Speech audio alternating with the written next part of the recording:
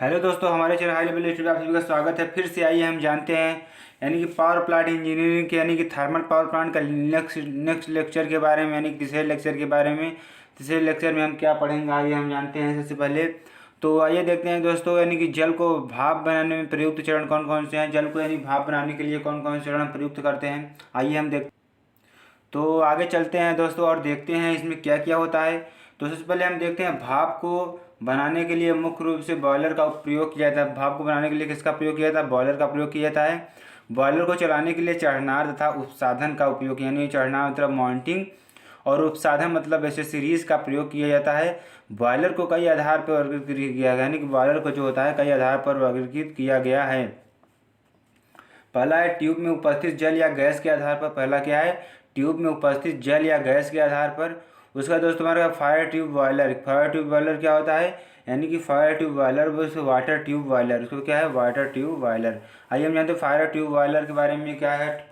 Fire tube boiler तो यहाँ देखते हैं बॉयलर में उपस्थित ट्यूब में भट्ठी से दहन के फलस्वरूप बॉयलर में उपस्थित ट्यूब में भट्ठी से दहन के फलस्वरूप दग्ध गैसों के इस प्रकार के बॉयलर में प्रवाहित करते हैं। इन बॉयलर का दाब 60 बार से नीचे रखा जाता है तथा इन पर बॉयलर में अधिक मात्रा में भाप का उत्पादन किया जाता है।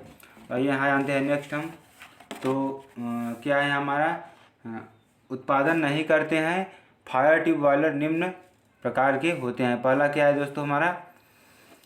पहला कॉकरॉन बॉयलर, दूसरा लोकोमोटिव या रेस इंजन बॉयलर, यानी दूसरा पहला क्या है? कॉकरॉन बॉयलर, दूसरा लोकोमोटिव या रेस इंजन बॉयलर, तीसरा कॉर्निस बॉयलर और चौथा क्या है? ल्यूनासियर बॉयलर। ठीक है दोस्तों, आइए हम जानते हैं वाटर ट्यूब बॉयलर के बारे में। वाटर ट्यूब बॉयलर क्या होता है? तो यहाँ देख सकते हैं आप लोग दोस्तों, यानी कि वाटर ट्यूब बॉयलर जिसके ट्यूब में पानी भरा होता है, जिसके ट्यूब में क्या होता है? पानी भरा होता है तथा खोल में दग्ध गैसें भरी होती है। तो खोल में क्या होता है? दग्ध गैसें भरी होती हैं। इस प्रकार के बॉयलर क्या कहेंगे? वाटर ट्यूब बॉयलर कहा जाता है। वाटर ट्यूब बॉयलर निम्न है। वाटर ट्यूब बॉयलर कौन कौन से निम्न है? पहला वेलॉक्स, दूसरा वेलकॉक्स बेबकॉक। ठीक है दोस्तों, पहला वेलकॉक्स बॉयलर, इसमें दाब 60 बार से अधिक परंतु 200 बार से कम रखा जाता है। इसमें 60 बार से क्या करते हैं? दाब क्या करते हैं? कम रखते हैं और अधिक क्या ना करते हैं? 200, परंतु यानी कि 60 बार से अधिक रखते हैं परंतु 200 बार से क्या होता है? कम होता है। और क्रिटिकल प्रेशर के आधार पर, क्रिटिकल प्रेशर के आधार पर क्या होता है? ऐसे बॉयलर या वे बॉयलर जो क्रिटिकल प्रेशर तथा क्रिटिकल टेम्परेचर पर चलते हैं, यानी कि ऐसे बॉयलर या वे बॉयलर जो क्रिटिकल प्रेशर तथा क्रिटिकल टेम्परेचर पर चलते हैं, उन्हें निम्न प्रकार से विभाजित करते हैं। आइए हम देखते हैं कौन कौन से प्रकार से विभाजित करते हैं। तो यहाँ देखते हैं हम सब क्रिटिकल बॉयलर, सब क्रिटिकल बॉयलर, उसके बाद क्या है? क्रिटिकल बॉयलर, उसके बाद क्या है? Super critical boiler. Critical pressure तथा टेम्परेचर निम्नलिखित है। क्रिटिकल प्रेशर तथा टेम्परेचर निम्नलिखित है। क्रिटिकल टेम्परेचर कितना होता है दोस्तों? 374.14 डिग्री सेंटीग्रेड होता है। और क्रिटिकल प्रेशर कितना होता है दोस्तों? 222.12 बार होता है। आइए हम जानते हैं सब क्रिटिकल बॉयलर के बारे में। सारे क्रिटिकल बॉयलर किसे कहते हैं?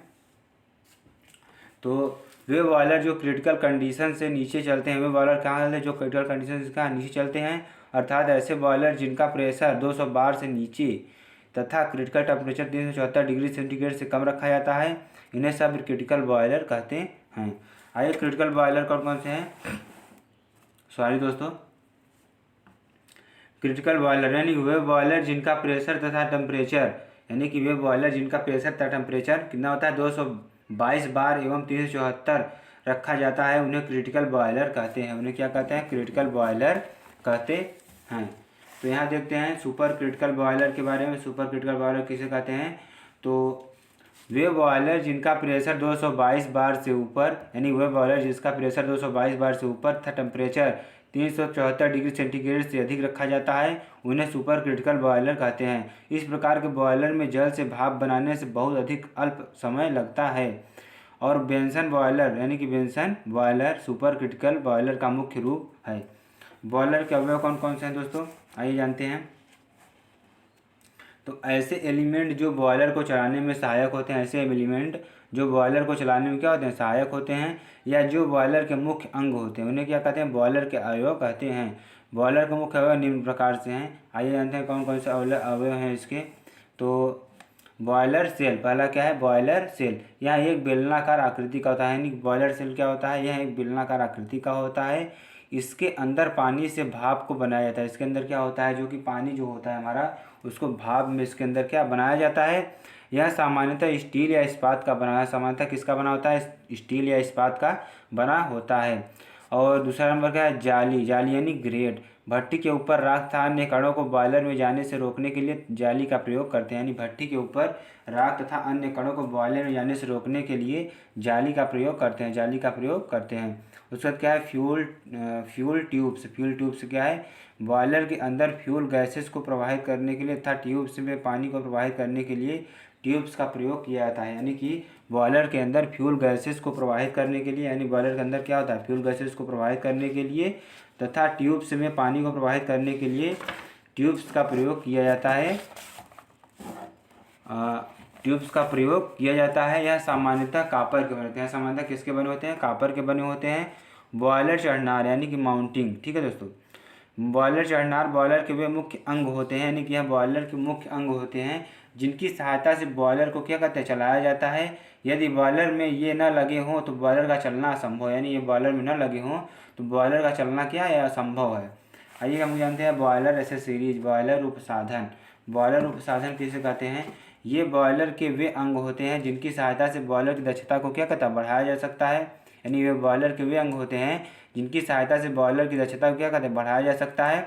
इनके न होने से बॉयलर को चलने में कोई असुविधा नहीं होती। यानी कि इनके न होने से बॉयलर के चलने से कोई असुविधा नहीं होती है, परंतु इनके होने से बॉयलर की दक्षता क्या होती है, बढ़ जाती है।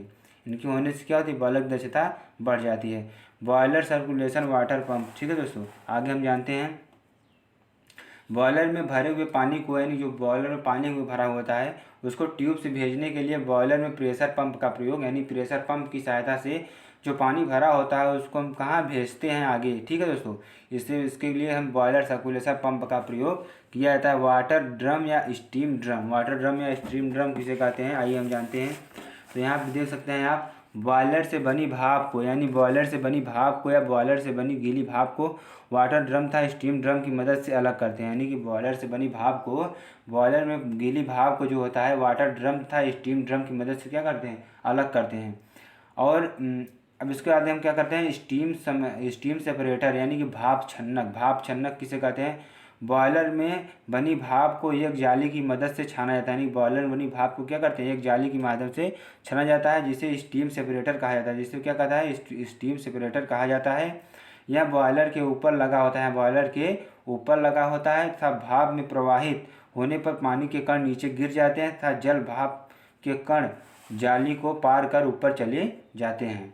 तो आशा करते हैं दोस्तों ये आपको समझ में आ रहे होंगे ये सब चीज़ें जो मैं पढ़ा रहा हूँ दोस्तों। तो आगे हम जानते हैं बॉयलर मॉनिटरिंग था ऐसे सीरीज। तो बॉयलर मॉनिटरिंग क्या होता है, तो ये बॉयलर के मुख्य अंग होते हैं। बॉयलर क्या होते हैं, मुख्य अंग होते हैं। इनकी सहायता से बॉयलर को चलाया जाता है। इनके बॉयलर क्या होते हैं, मुख्य अंग होते हैं। इनकी सहायता से क्या करते हैं, बॉयलर को चलाया जाता है। यह निम्नलिखित है, निम्नलिखित है कौन कौन से हैं। पहला है सेफ्टी वाल्व, दूसरा है प्रेशर गेज, तीसरा है फ्यूजिबल प्लग, तीसरा है निकास टोटी, ठीक है दोस्तों। और यहाँ पे चौथा है निकास टोटी। फिर हमारा क्या है, non return valve, non return valve, ठीक है दोस्तों। फिर उसके बाद क्या है, steam stop valve, steam stop valve. उसके बाद क्या है, man mud inspection hole, man mud inspection hole. उसका वाटर लेवल इंडिकेटर। आगे इसके फिगर वगैरह के बारे में जानते हैं दोस्तों। तो यहाँ पे हम देख सकते हैं, आइए हम जानते हैं पहले क्या क्या होते हैं। तो सबसे पहले हम देखते हैं बॉयलर एसेसरीज के बारे में। तो ये बॉयलर के वे अंग होते हैं जिनकी सहायता से बॉयलर की दक्षता को क्या कहते हैं, बढ़ाया जाता है। यानी ये बॉयलर के वे अंग होते हैं जिसकी सहायता से क्या कहते हैं हम, उसी दक्षता को बढ़ाया जाता है। यह बॉयलर के चालन को प्रभावित नहीं करता है, यानी क्या बॉयलर के चालन को प्रवाहित नहीं करता है। यह मुख्यतः निम्न है, मुख्यतः क्या होते हैं, निम्न होते हैं। पहला क्या है, सुपर हीटर अतितापक। दूसरा क्या है, एयर प्री हीटर वायु पूर्व तापक। तीसरा क्या है, इकोमनाइजर, क्या है, इकोमनाइजर। तो यहाँ पर हम देखें सेफ्टी वाल्व के बारे में जानते हैं। सेफ्टी वाल्व किसे कहते हैं, तो इसका प्रयोग बॉयलर में अधिक प्रेशर बनाने होने पर बॉयलर को फटने से रोकने के लिए किया जाता है। इसका उपयोग क्या करते हैं, बॉयलर में अधिक प्रेशर होने पर, इसका उपयोग क्या करते हैं, बॉयलर में अधिक प्रेशर होने पर बॉयलर के यानी कि बॉयलर के फटने से रोकने के लिए किया जाता है। सेफ्टी वाल्व बॉयलर के हेड यानी कि हेड पर लगा होता है। सेफ्टी वाल्व कहाँ लगा होता है? बॉयलर के हेड पर लगा होता है। तथा यहाँ बैलेंसिंग के सिद्धांत पर कार्य है। किसके सिद्धांत पर कार्य करता है? बैलेंसिंग के सिद्धांत पर कार्य करता है। सेफ्टी वाल्व बॉयलर में अधिक ताप होने पर बॉयलर के अंदर भरी जल की भाप को बाहर निकालकर प्रेशर को डिजाइन प्रेशर तक रखता है। ठीक है दोस्तों, आगे हम पढ़ते हैं गलन यानी कि फ्यूज प्लग के बारे में जानते हैं। गलन के बारे में जानते हैं। प्लग क्या है हमारा? यह बॉयलर के नीचे तथा भट्ठी के ऊपर लगा होता है। बॉयलर क्या होता है? नीचे लगा होता है तथा भट्ठी के ऊपर लगा होता है गलन जो प्लग होता है। और इसका कार्य क्या क्या होता है? तथा फ्यूजिबल यानी फ्यूजिबल प्लग एशियन प्लस पीबी की धातु की होती है। फ्यूजिबल प्लग किसका होता है? एशियन और पीबी की धातु की होती है, जो बॉयलर में उपस्थित भाप के टेम्परेचर को पाकर गलती है। यानी कि जो बॉयलर में उपस्थित भाप का टेम्परेचर होता है उसे पाकर क्या करती है? गलती है। बॉयलर में उपस्थित भाप जब अधिक टेम्परेचर पर होती है तब भाप का संपर्क जब गलन प्लग से होता है तो वह गल जाती है और अंदर की जल भट्ठी के ऊपर जाकर मिलती है। तब भट्ठी में उपस्थित आग क्या होती है? बुझ जाती है। दूसरा 5वां नंबर हम पढ़ते हैं निकास टोटी। निकास टोटी किसे कहते हैं? बॉयलर में भरी हुई जल की मात्रा अधिक होने पर, बॉयलर में जो जल की मात्रा है अधिक होने पर क्या करते हैं? अधिक होने पर तथा कीचड़ आदि को साफ करने के लिए ब्लो ऑफ कॉक का प्रयोग किया जाता है। ब्लो ऑफ किसका प्रयोग किया? ब्लो ऑफ कॉक का प्रयोग किया जाता है। निकास टोटी से हमेशा जल को बाहर ही निकाला जाता है। निकास टोटी से हमेशा क्या होता है? जल को बाहर ही निकाला जाता है, कभी फीड नहीं किया जाता है। आगे हम पढ़ते हैं एयर प्री हीटर के बारे में। एयर प्री हीटर क्या है दोस्तों? इसका प्रयोग बॉयलर से जाने वाली अन्य उपयोगी जैसे कि मुर्दा गैस उपयोग करके बॉयलर में जाने वाले ईंधन के ज्वलन से प्राप्त गैसें तथा वह ईंधन के दहन कक्ष में भरी होती है। यानी कि निकास जाने वाली गैसों को एयर प्रीहीटर की मदद से खींचकर ईंधन को देते हैं, जो ईंधन को गर्म कर देता है, जिससे ईंधन के जलन में कम एनर्जी की आवश्यकता होती है। जिससे ईंधन में क्या होती है? एनर्जी कम आवश्यकता होती है। यहाँ इसका फिगर देखते हैं दोस्तों। तो फिगर इसमें क्या दिया गया है? तो फिगर में यहाँ पे है वायु। यहाँ पे क्या आती है? वायु जाती है और यहाँ पे जो गर्म वायु होती है यहाँ पे दहन कक्ष के द्वारा, यहाँ पे दहन कक्ष होता है, यहाँ निकास गैस होता है। ठीक है, तो इसकी एफिशिएंसी क्या होती है? यहाँ पे देखो जो वाष्प होती है इसको और प्री हीट कर दिया जाता है तो यहाँ और अधिक क्या होती है? सूक्ष्म हो जाती है। ठीक है दोस्तों, अर्थात लागत कम, ऊष्मा की मात्रा घट जाती है तथा पावर प्लांट की एफिशिएंसी क्या होती है? बढ़ जाती है। यानी कि वायु जब और अधिक ड्राई हो जाती है तो उसमें प्रेशर और अधिक प्रोड्यूस होता है, जिससे कि वहाँ क्या होता है कि हमारा इसकी एफिशिएंसी बढ़ जाती है। इसमें टरबाइन से प्राप्त कार्य पर कोई प्रभाव नहीं पड़ता। इससे क्या होता है? टरबाइन से प्राप्त कार्य पर कोई प्रभाव नहीं पड़ता है तथा डब्ल्यू नेट स्थिर रहता है। डब्ल्यू नेट क्या होता है? डब्ल्यू नेट क्या होता है? हमारा स्थिर रहता है। डब्ल्यू नेट स्थिर रहता है। तो आगे हम जानते हैं दोस्तों सुपर हीटर के बारे में। सुपर हीटर क्या होता है?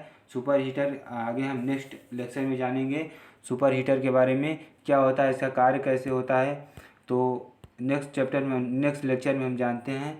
हमारे साथ बने रहेंगे दोस्तों। आपका धन्यवाद, बहुत बहुत धन्यवाद। Thank you friends.